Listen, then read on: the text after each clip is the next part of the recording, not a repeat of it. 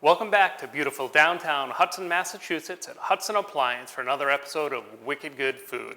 Today is all about sourdough. So, as I've told you guys before, one of the traditions that I have with my wife and her family is that we go down to the Cape for a couple weeks during the summer and we stay with my in-laws. They rent this huge house and there's a ton of us that are there. One of the things I do is cook an awful lot while I'm there, but every day I make a batch of sourdough. I don't always know what I'm going to do with it the next day, but it's true sourdough with no added yeast. So it's just the yeast that's living in the sourdough. So it takes about a day or so to make a loaf of bread or to make whatever I'm going to make. But it's very passive. You mix it, you let it hang out, you mix it. We'll go over all those steps. But what I want to show you is a few different things that we made with the sourdough this past summer. And we're going to start with just basically making some different shapes of bread. So what I have here is our sourdough that's gone through all the different processes. The dough is completed. And at this point, we're just going to make it into a couple different things. So this has had a chance to hang out for about 3 hours this morning. And it started to rise. It had almost doubled in size, not quite, but then I dropped it out from a bowl. But I'm going to take it and just cut it in half. This is a great time to use a bench scraper if you have one of those bench scrapers, those scoops. I forgot mine. But for the most basic thing we're going to do, I'm going to kind of form it. And I want to try to make it so that there's no seams in the bread. So all my seams end up underneath. You can see all the wrinkles and things there. I'm just going to take it and kind of roll it and force all those seams under itself. And you'll see here on the bottom that everything's on the bottom and it's relatively smooth on the top. So this is going to make a boule. This is going to make a big round loaf of bread. This will about double in size after we let it hang out for a little bit in proof and once we actually bake. Now let me say this too.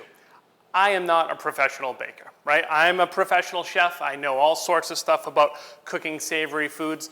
I enjoy making bread, but I'm not great at it. But this sourdough is something that I found that I can make, and I can make a batch the day before and turn it into all these different things. So I may well contradict some things you've seen bakers say, and this is not going to be the absolute perfect recipe, but using this sourdough and having the exact same dough and being able to turn it into all this stuff, that's something that I love. So just to show you a couple other things. So we've got our boule there. Let's see, we'll take this and we'll cut it into thirds. And if I could grab my scale and make sure they're exactly the same, if I felt like I wanted to make sure that these were all perfect, I would absolutely weigh each one of these little rolls. But I don't care, right? This is just for us. What I'm going to do here is I am just rolling it under my hand. It's doing essentially the same thing, but trying to get a tight skin on the top. Nice tight skin. So you'll find that you have to get it a little bit moist from the moisture. If there's a ton of flour on the board, it won't roll really well at first. So sometimes you got to give it a little squish. And then same thing here. So today, we're going to make some rolls. We'll make our boule, but you could make this just a little bit smaller and have great sourdough bread bowls. You know how you go to different restaurants and you get your chowder or your chili or whatever it might be in a bread bowl? It's so easy to make your own and they're way better. So I'm going to take and pop these on a sheet pan. Now, typically when I'm making these, I'm making a bunch of the same thing. I don't make 3 different shapes. But for right now, I'm going to put these all in the same sheet pan. Because these are all going to take a little bit different amount of time to cook. Because they're all different sizes. But that's all right. So I'm just going to take these and move them aside for now. So the next thing we're going to make is, I talked about how we're going to make some different shapes of the basic sourdough. We're also going to make some sourdough soft pretzels. That was a huge hit this summer when I made them. I woke up in the morning, I didn't know what we were going to make, but some people were coming over for cocktail hour, and I was asked to make something, and so I decided to make some pretzels. So, cream cheese is not an ingredient in pretzels, but it is an ingredient in this bacon cheddar dip we're about to make for the pretzels. Let's see if we can get that in there. Now, once we have our cream cheese in, we are going to add some cheddar cheese. But As you've heard me say, I always love to grate my own cheddar cheese. The stuff you get in the package usually is not a great cheese to begin with, but also it's often coated with like cellulose gum or something to make it not stick, which is all well and good if you want to make a pizza on the fly, but if you want the best cheese flavor, buy a good cheese and grate it yourself. So I have here about a pound of extra sharp cheddar. I don't know if I'm going to need quite all of it, but I'm going to pack some of it out of here. And you see how much gets compacted in there. So I'm going to go ahead and add, except for that big hunk, I'm going to add about 3/4 of a pound. So there's 8 ounces of cream cheese in there. It's about 3/4 of a pound of cheddar. And I have here in my fancy little bag, this is a pound of bacon.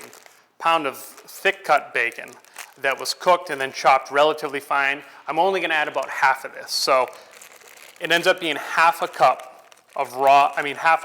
of raw bacon that's been cooked. And that's it. So I'm going to put this in here. The cream cheese I softened in the microwave a little bit. If you're smart, and you can leave it out at room temp for a couple hours first. But what we're looking to do is just beat this up till it gets nice and smooth.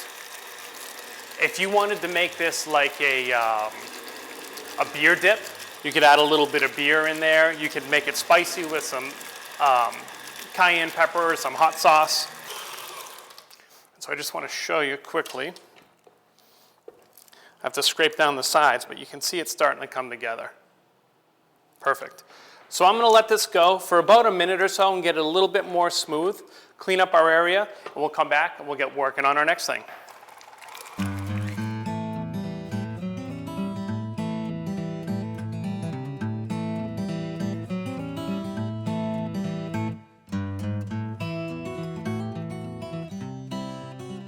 So our bacon cheddar dip, I just mixed a little bit more. I ended up adding the rest of that cheddar cheese to it after tasting it, so it ended up being a full pound of cheddar and half a pound of the cream cheese. So that's just hanging out behind me. If you weren't going to serve it till tomorrow, I'd throw it in the fridge, but we're going to serve this to Arthur in a little bit, so we'll just leave it at room temp and make it a little easier to spread. So I know we kind of rushed in and we did things a little backwards and we shaped some dough, but I want to show you how I keep my sourdough. It's super easy. It takes a little bit of discipline, but not all that much. So my sourdough starter is in this crock. It's always in this crock. I've had this for 4 years, 3.5 years now. This was a gift, a Christmas gift actually, from my in-laws. And I got just this crock, and I got a little container with maybe 2 ounces of starter. And so it came from King Arthur flour, and it's derived from a sourdough starter that's over 100 years old, which is amazing. So someone has this starter, and they've been feeding it and feeding it and feeding it for 100 years, feeding it and using it. So that might sound kind of crazy. I'll explain a little more, but check it out. So here's my starter. So see how it's super bubbly? So I've been using this a lot in the last 20 hours or so because I pre-made all this dough and all these different stages of dough. But what happens here is this is nothing but flour and water and then yeast that's alive in there. So that yeast is going around and eating the flour, essentially. And when yeast eats, it makes 2 things. It makes carbon dioxide, which is making it rise up, and it makes alcohol. So watch what happens here when I stir it, because this I fed this morning, and watch, it's going to sink right back down. Because so much of that was gas. So much of that was carbon dioxide that was in there. So what we're going to do is make this actual sourdough. So I always do it on my scale. I'm going to turn on my scale, put my bowl on there, and then I'm going to tare it or zero it. So you press this button once, and now the readout goes to 0. So what I want is 12 ounces of water is what we're going to start with. So I'm going to put it in until I get to 12 ounces. All right, so I went a little bit over, so I'm going to actually scoop a little bit out.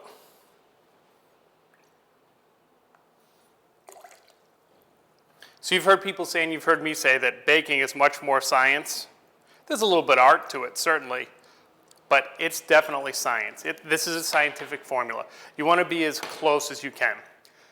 There are a ton of variables that as home bakers we don't really think about, like the humidity in the air and how much moisture might actually already be in the flour and things like this that professional bakers have to think of so that everything is always consistent. But you'll be on a much better footing if you weigh everything to begin with, and then you can make some minor adjustments later. All right, so I'm going to hit tare again, make it go back down to 0, and now I want to add 8.5 ounces of starter to this.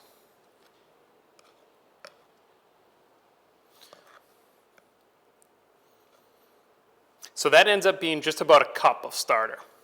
There we go. Now I'm going to pull this off and give it a quick mix just to help it dissolve a little bit. Your starter can get kind of gummy, which is good. This is a very vigorous starter. You saw how it jumped right up. I'm not worried about making it perfectly dissolved, but I want to get it mixed in a little bit. I'm going to put it back on here, and I'm going to tare it. Now, you might say, wait a second, you left your fork in there. It doesn't matter as long as I zero it before I start. So to this, I'm going to add 12.7 ounces, which is about 3 cups. And this is it.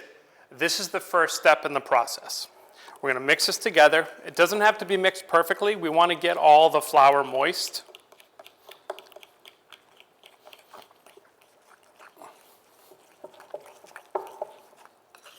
Give it a quick scrape down the sides. So now looking at this, you might say that, well, that doesn't look like any sort of dough that I know. This is not done yet.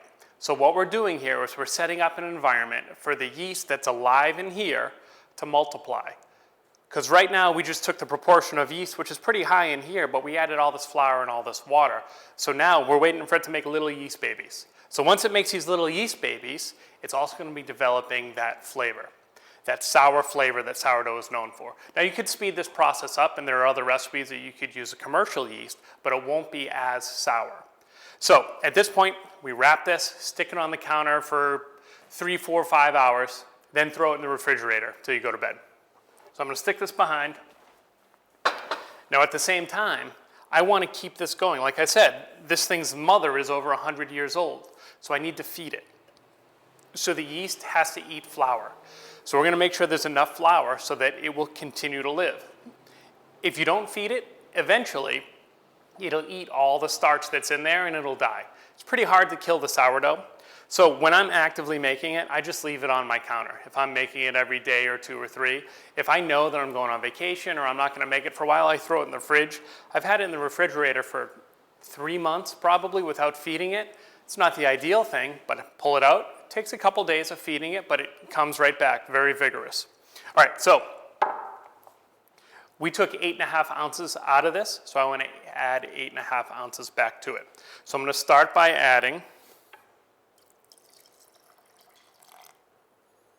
oh, I went a little over. Again, I'm going to add 4.5 ounces of water. And then I'm going to add 4 ounces of flour. I didn't tare it here because I can do math. I can count up to 8.5.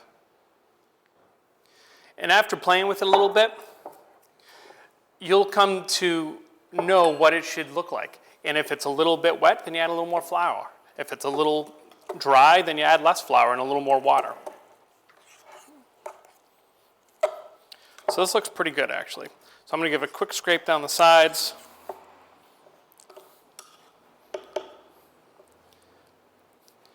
So now this is fed. So I'm going to take the lid. I usually like to wipe off the lid just so that it doesn't stick as much. Pop it back on there. It will end up sticking. I'm going to stick this behind us. But if somebody reminds me, I'll show you what this looks like at the end of this taping. You'll see that it'll have already started to grow. All right, so now we're going to fast forward till tomorrow morning. And this is what you end up with. So now this, see how stringy this is now? This is loaded with air bubbles in it too. It's very, very wet. So now we have to finish the dough.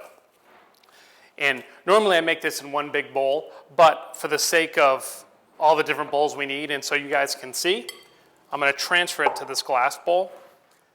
So we're going to finish this by adding the rest of the flour that we need. And to this we're going to add 8.5 ounces of flour.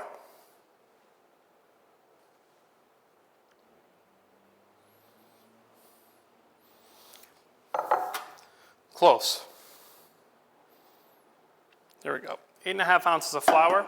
And in here I have 1 tablespoon of table salt and 1 tablespoon of granulated sugar. So the salt and sugar play important roles, in particular in sourdough. So the salt is actually going to add flavor. Salt is super important in sourdough. If you've ever had it or any bread without it, it's more or less terrible. Sugar is going to give a little something extra for our yeast to eat. Remember, they love to eat starches. They convert them into sugars and then they eat them. But you add straight sugar to it, they're going to have a little yeast-making baby party. All right? So I just mixed the flour and sugar together a bit, and now I'm just going to combine this until it becomes a dough. So I kind of fold it over on itself. So one of the things about this sourdough is that it's not always going to come out exactly the same. So that's where you need to play with it. Make some batches of bread and see how the dough looks, see how the dough feels. So when I first started making this, I would only make bread. I just made rolls, I made baguettes, I made whatever it was that I was making. But then I started playing around with this dough and making all sorts of other things. But sometimes I found I wanted a little bit drier dough. So without going and looking up another recipe or coming up with another technique, I added a little bit more flour to this. So I can tell already that this is just a bit, well, it might be all right. That's a bit moist, so I'm going to add a little bit of flour to it.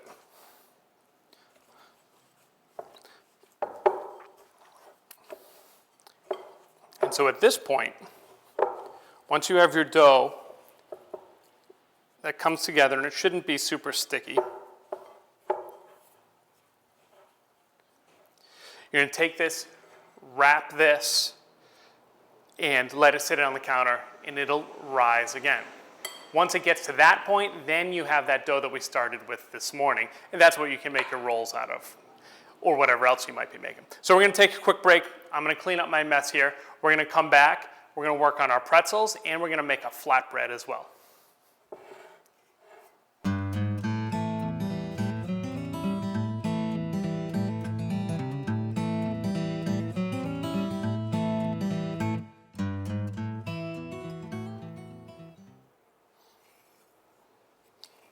All right, so welcome back. So I'm just slashing this dough just on the top of our boule and a little bit on our baguette. These are going to go right in the oven. I've got a 425-degree oven, so it's pretty high heat. What's going to happen is that yeast is going to have what they call oven spring, and it's going to grow one last time.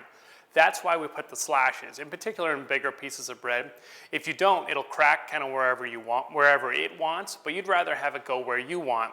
And you want to allow for some of that pressure to release so that it can rise a little bit more.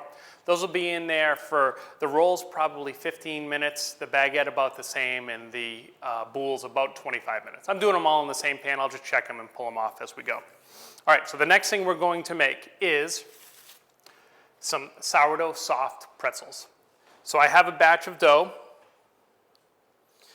that I started yesterday. I pulled out this morning. I fed. It's been hanging out for a couple hours. I'm going to just put it on my floured board. You can degas it a little bit, but you don't have to go around and punch the dough out. So it depends on how big you want to make your finished pretzels, but we're going to go for cutting this whole batch of dough into eighths.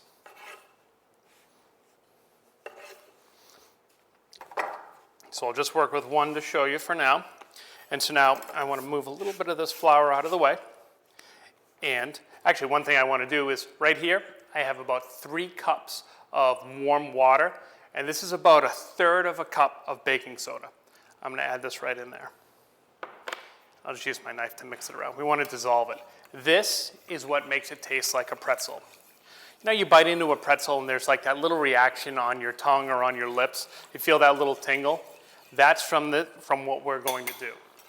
All right, so I'm going to take this, I'm going to roll it out. And I'm looking to roll this out about the length of this board, which is a little over 2 feet, I think.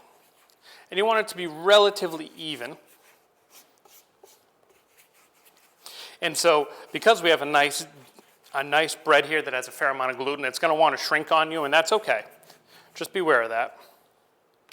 Okay, and so then, what you're going to do is you make a U, cross your hands, and bring it back down, and you make your pretzel shape. I'll do that again, so you can see. Put a little flour under there. So make a U, then you cross your arms, and you come down and make your pretzel shape.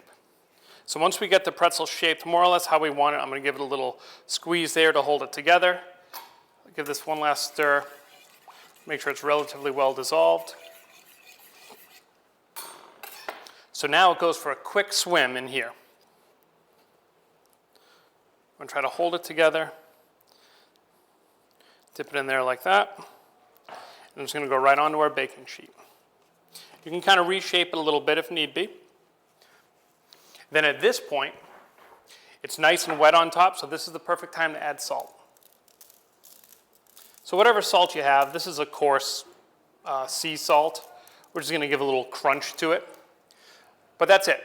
So I'm going to go back, and I'm going to roll out another one. I'll do it real quick, hopefully. Whoops. So it broke, not the end of the world. Put it back on there.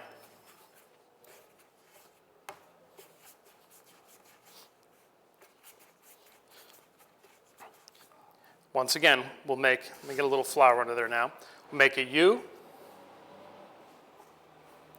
cross our arms, and bring it back to make your pretzel. All right, so I'm going to go ahead and I'm going to make 6 more of these, or however many more of these there are, and we'll get them all ready. Pop these in the oven. We come back. We're going to take that bacon cheddar spread, put it on top of some of this dough, and make a super quick and easy flatbread.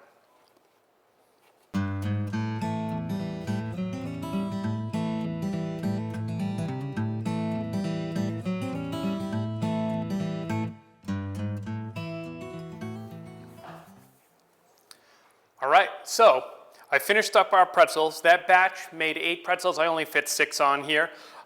We'll save the rest of the dough for something else. But they're all done. They're all more or less the same size, so they're going to take about the same amount of time to cook. They don't all look perfect. You can keep moving them around a little bit if you want. But these are ready to go in the oven. So I'm going to pop these right in. You can see our other breads are in there, rising nicely. Now, on to our last thing. So I forget what day it was. It was like a Monday, I think, that I made the pretzels, and we ate all the pretzels in no time, but we had a bunch of the cheese dip left, and I had all this sourdough that I made the night before ready for whatever, and I decided I was going to make a flatbread with it. So essentially, all I did was what I'm about to do now. Put some extra virgin olive oil here on a pan. I'm going to put a little bit on my hands and spread it around here a bit. Take some dough.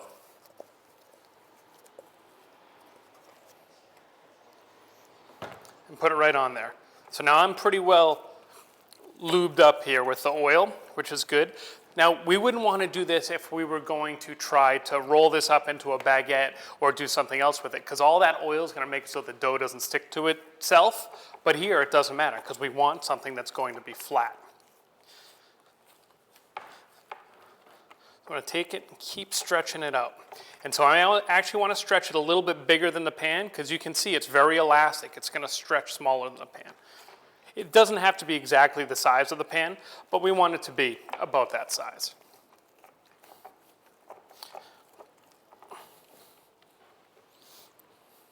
All right.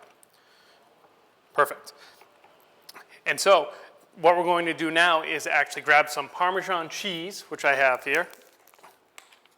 Whoops, which I haven't opened yet. Do that real quick.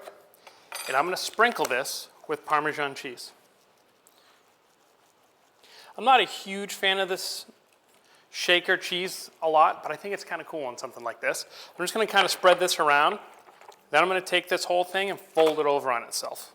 So now that's going to be on the bottom, and it should give us a nice little contrast in texture and flavor on the bottom. It should crisp up a bit. And then on the top, I wanted to keep it easy, so all I did was take the leftover dip from the day before and just kind of spread it out on top. Now it doesn't have to be, and I shouldn't even say spread it out, just kind of drop it.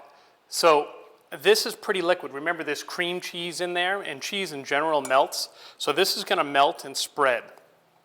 And I don't wanna cover the entire thing completely, because I like some spots of just dough that will be seasoned a bit.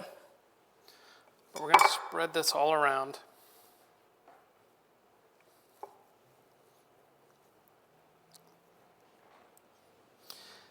And over the years, I've done this same sort of a thing. This is the first time I've ever used the cheese dip stuff, but done the same sort of thing. And we've done it with tomatoes and basil, or done it with caramelized onion and Italian sausage. When I forgot, when I did this on the Cape, it was a super hot day, and I did it on the grill. I actually took the dough, just like this, did the exact same thing, except I didn't put the cheese on it, threw it on the grill for 2 minutes or so, flipped it over, then while that side was browning a little bit, I put the cheese on top, covered the grill, and then shut it off, and just let the rest of the heat from the grill finish melting the cheese on top, and finish cooking it from the bottom. It was awesome. The last thing this needs, some fresh ground black pepper.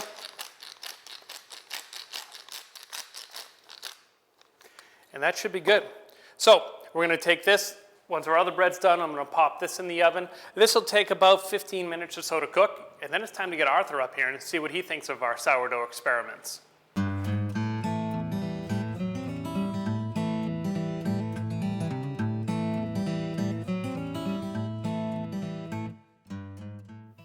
Hey Arthur.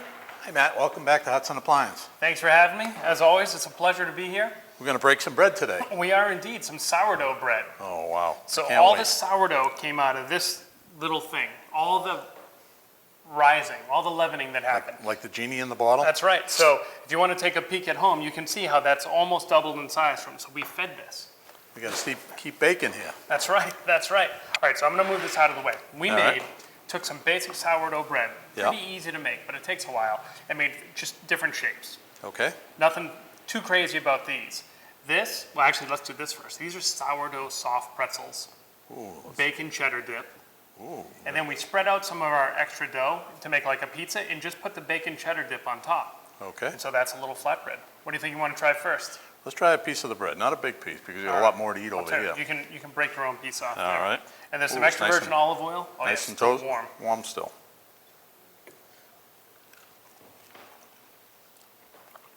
You get the tang from the sourdough. Isn't that good? That's very good. That is very good.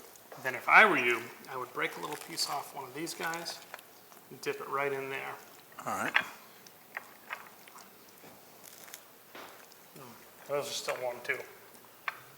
You can taste from the baking soda. It's got that little tingle on it, a little crunch on the outside. Oh, that's really good too. Real good. And last but not least, this is essentially just the same thing as that and that, but all baked together. I cut them in little strips to make it easier for us to have a piece. All right.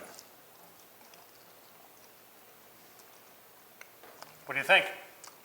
Now that's wicked good.